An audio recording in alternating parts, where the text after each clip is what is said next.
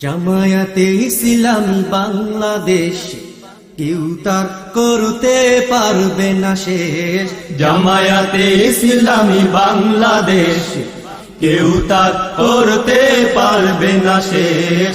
জামায়াতে ইসলামী বাংলাদেশ কেউ তার করতে পারবে না শেষ। এ দল আল্লাহর আইন দেশে করবে কায়েম, আল্লাহর আইন দেশে করবে কায়েম।